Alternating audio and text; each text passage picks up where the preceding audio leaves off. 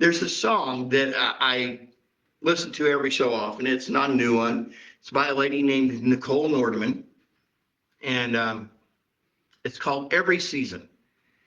And so I'm not going to sing it because she does a great job, and I would do a good job mangling it. So let's give this a shot. Huh? So here's the words to it. It says, every evening sky an invitation to trace the patterned stars. And early in July, a celebration for freedom that is ours. And I notice you in children's games, in those who watch them from the shade. Every drop of sun is full of fun and wonder. You are summer. And even when the trees have just surrendered to the harvest time, forfeiting their leaves in late September and sending us inside, still I notice you when change begins and I am braced for colder winds, and I will offer thanks for what has been and what's to come. You are autumn. And everything in time and under heaven finally falls asleep. Wrapped in blankets white, all creation shivers underneath. And still I notice you when branches crack and in my breath on frosted glass. Even now in death, you open doors for life to enter. You are winter. And everything that's new has bravely surfaced, teaching us to breathe. And what was frozen through is newly purposed, turning all things green. And so it is with you, and how you make me new with every season's change. And so it will be as you are recreating me. Summer, autumn, winter, spring. Okay. I got two people fiddling with the camera and trying their best to distract me. Maybe not, but at any rate, I love that song. And I love how she found God in every season, because God is there in every single season of life. It doesn't matter what's going on, whether life is good or whether it's bad, but either way, it's God is still present through it all. And I love especially that line when it talks about winter. Even now in death, you open doors for life to enter. You are winter. And I just love that, how it describes that even in tragedies that life has, that we still get to see God in the midst of it. And he makes doors for life to enter. And even in the midst of tragedy, whether it's an actual death or whether it's a metaphor for something changing in our lives, either way, God is there and he's in the midst of it all. And he's opening doors for his life, his kingdom enter into our life. And this isn't just something that Nicole Nordeman noticed. It's also something we find similarly in the Bible. And so I want to take a look at Psalm 139. Okay, Psalm 139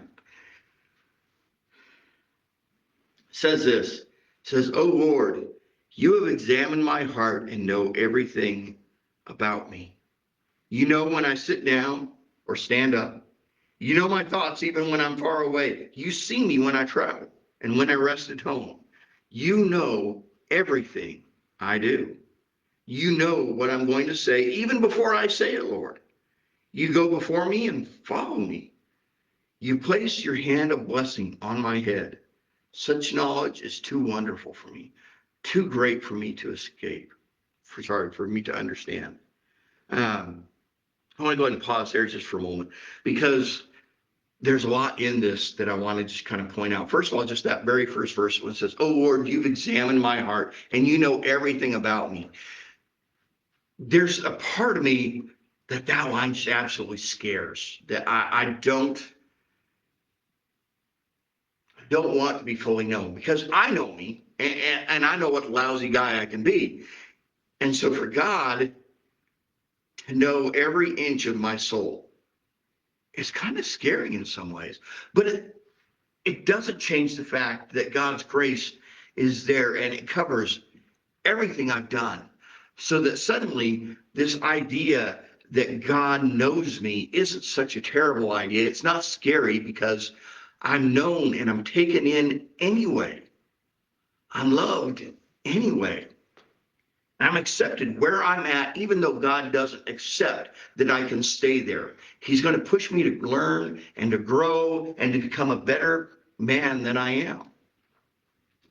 So that first verse scares me and comforts me at the same time. And he talks about being known completely. He says, doesn't matter where I go, doesn't matter if I'm traveling or if I'm at home, you're there. And it doesn't matter, when I'm going somewhere, you go before me like a vanguard, and you're also the rear guard behind me. You're there with me no matter what. And that's a huge comfort. And this is the way Christianity is supposed to be, is that what Nicole Nordman latched onto in her song Every Season, and what King David is telling us here, is that God is in every part of life. It's not meant to be a Sunday morning experience, or even Sunday morning, Sunday evening, Wednesday evening, maybe Friday night community group, or whatever it is. For any of us, it's meant to be, he's meant to be woven through all of life. Every hour of work, every chore at home, every movie we watch, every game we play with our families, every laughter that we share among friends. He's meant to be woven through it all. And that should give us pause, because let's face it, we don't live in a way that we want to invite God into all the time. And so we should automatically examine ourselves and say, okay, God, what is it that I need to change? What do I need to leave behind? What do I need to pick up and incorporate into my life to make it better than it has been? So we get that.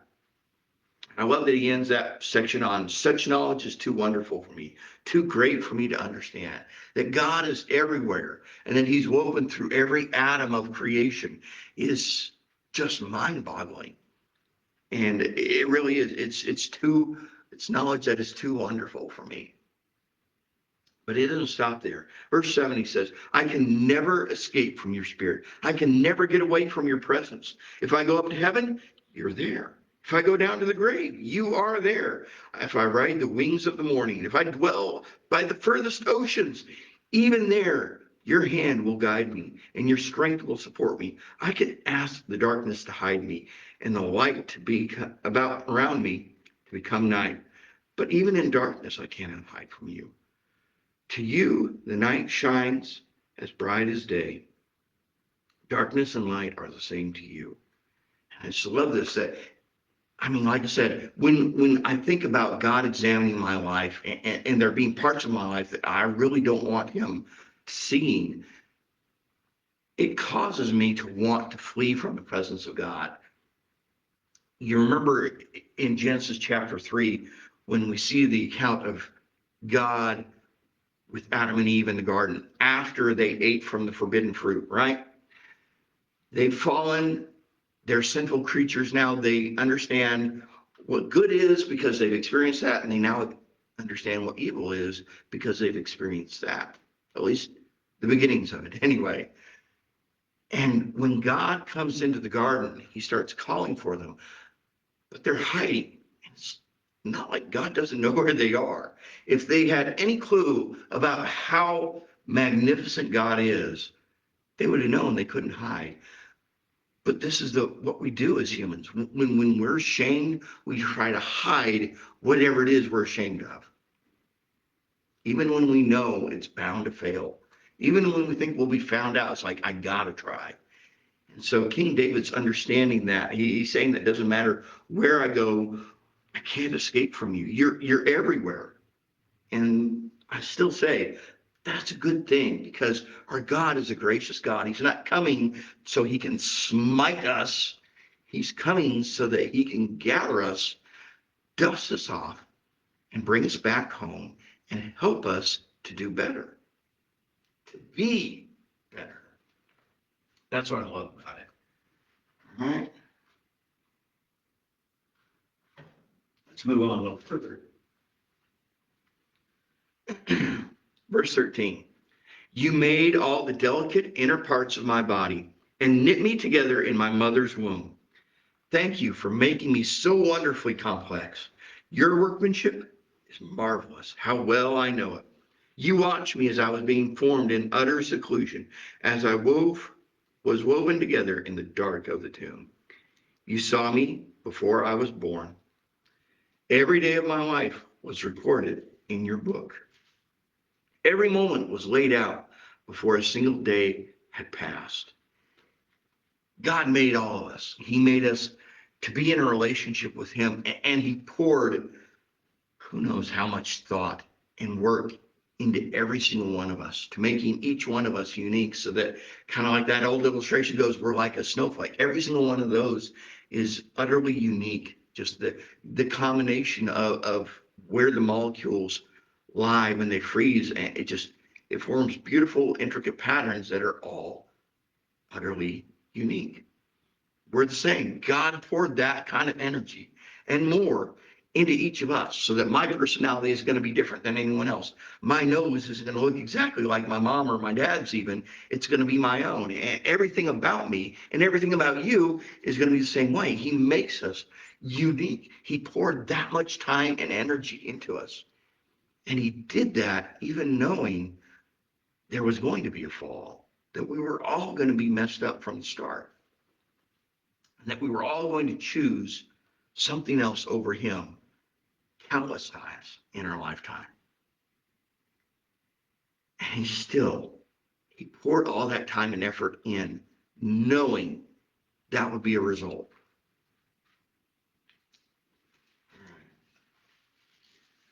It says, how precious are your thoughts about me, O God. They cannot be numbered. I can't even count them. They outnumber the grains of sand. When I wake up, you are still with me. Oh God. No, I'm going to pause right there, because that's a beautiful thing right there. God doesn't stop thinking about us. Every day he's pouring his thoughts, his infinite brain power into thinking about you and me, not just making sure that the universe keeps working. His thoughts are careful and kind and generous towards us. Even people who actively make themselves an enemy of God, his thoughts are still loving and kind towards them. Yes, there's anger and wrath coming. The Bible's pretty clear that if that's how our life ends, if we never turn to him, then we reap what we sow. If we sow enmity with God, we're going to be enemies with God at the end. But God is always looking for us, trying to reach out to us, trying to bridge the gap. That's what the cross was all about, is the gap between mankind and God. The cross and what he did there, and his resurrection from the dead bridged that perfectly, so that we could come to God without having to worry about being ashamed. But he's thinking about us constantly. His love for us is that profound. If you've ever been in love, you know this. You're usually waking up, and that person you're in love with is the first thought on your mind. And when you go to bed, they're the last thing you're thinking about. It's the same thing with God, except he doesn't go to sleep. He's thinking about us all through the night too. That means something. That the almighty, righteous God of the universe thinks about us, continually thinking about us. It's humbling and amazing. It kind of goes back to that verse earlier, doesn't it? It says that such knowledge is too wonderful for me, too great for me to understand. But it doesn't stop there. He says that God's thinking about us. He goes on in verse 19. He says, oh God, if only you would destroy the wicked. Get out of my life, you murderers. They blaspheme you. Your enemies misuse your name. Oh Lord, shouldn't I hate those who hate you? Shouldn't I despise those who oppose you? Yes, I hate them with total hatred. And for your enemies are my enemies. Now, David had lots of enemies, lots of people out there seeking to destroy him. from the guy who was king before him, King Saul, to his very own son, hunting him down, trying to kill him. David had enemies. But and I'm sure we have people who don't think well of us either. Maybe they're not full-fledged enemies trying to kill us like what David had, but there's still people who would love to see us fail, love to see us maybe get hurt emotionally or something. I don't know. And there would just be like, they would be the people there in the wings just going, out, yep, they finally got what they deserved. We all have people like that. But that's not what I want to talk about here, because if you'll notice, when he talks about this, it kind of, to me, this is a weird piece of this psalm. I mean, he's talking about how God's everywhere. He goes before him. He's behind him. He thinks about us constantly. And then all of a sudden he's like, hey, God, if you would destroy my enemies, that would be great. And then he goes in verse 23, he says, search me, O God, and know my heart. Test me, know my anxious thoughts. Point out anything in me that offends you, and lead me along the path of everlasting life. So I really honestly think that King David in his heart wasn't talking about the physical enemies. I think he's talking about things in his life that are at enmity with God. I mean, just look at it. It just, that would just, talking about physical enemies would just not really fit in with what he's been saying in the psalm and what he goes on to say further. You know, search me, O God, and know my heart. But on the other hand, if we take that as a metaphor for the parts of our lives that are sinful, that are problems that we have with God, that are ways that we wrestle with God, if we look at it that way, suddenly this changes the whole meaning. It says, God, oh God, if only you would destroy the wicked.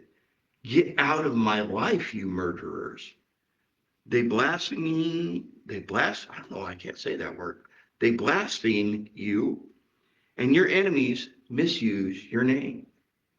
Oh Lord, shouldn't I hate those who hate you? Shouldn't I despise those who oppose you? Yes, I hate them with total hatred, for your enemies are my enemies. This is the same attitude we see in the New Testament. We see it in Romans chapter 7 or 8, I forget which.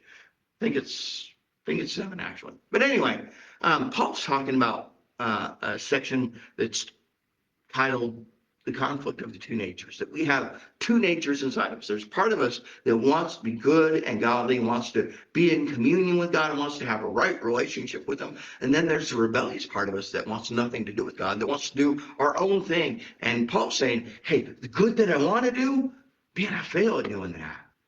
But the sin that I hate, that I don't want to do, man, I'm not only doing that, I'm practicing it so I get better at it.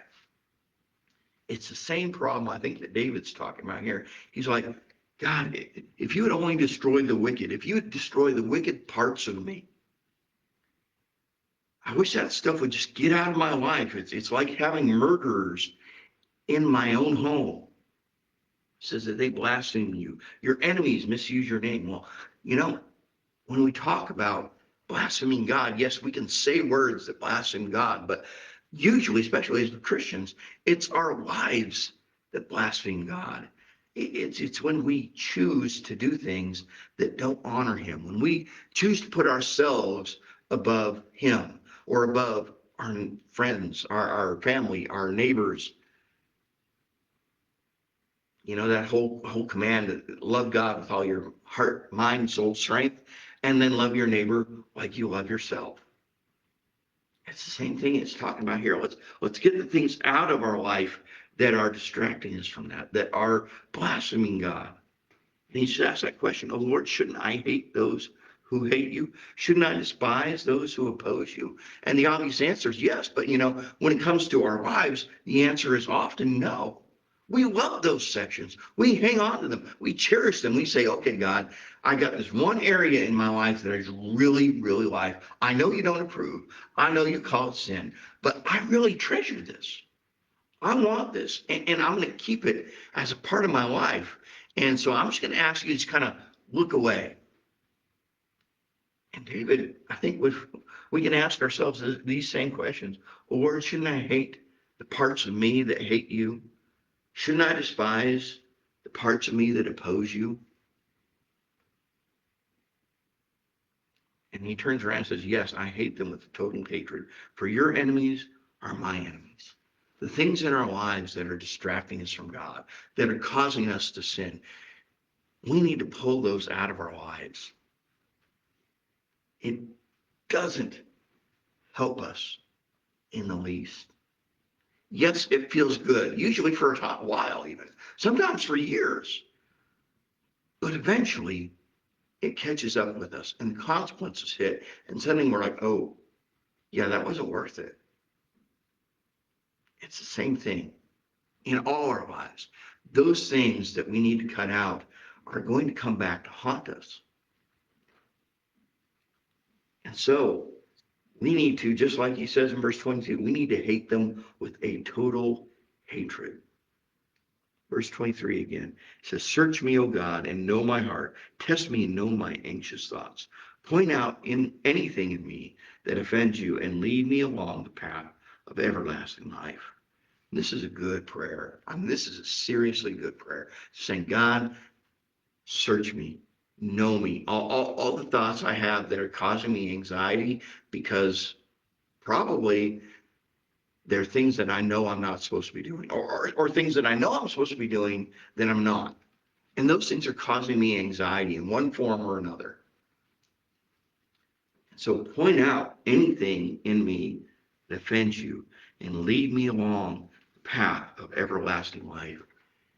I just love it when we get these things out of our lives and we invite God into those little nooks and crannies of our soul that we don't historically want him to be a part of.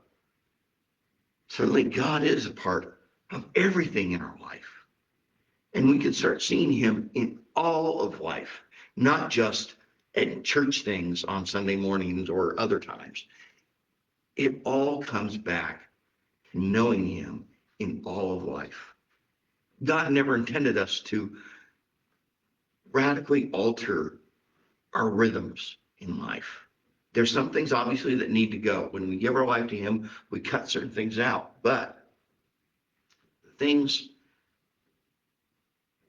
of God are everywhere. He made it all, and he made every single person with the same thought he poured into making you.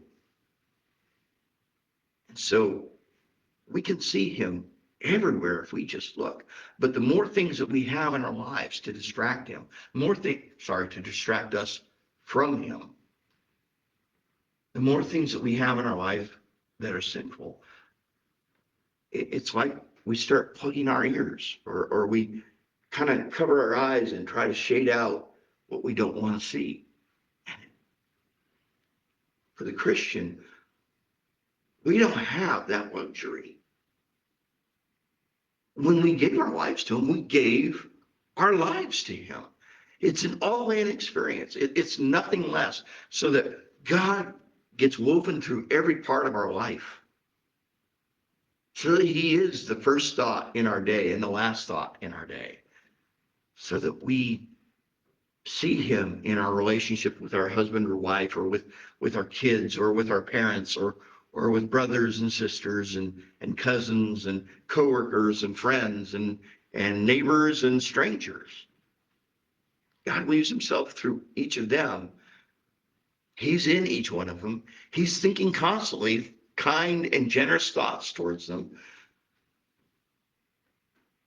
But the question is, are we going to see that? And the more room we make for God in our lives, the more stuff we clear out to invite him into, so we can invite him into those pieces of our life, the more we're going to see him all the way throughout it. So that when it comes right down to it, so no matter which season of life we're in, we really can see God in all of it.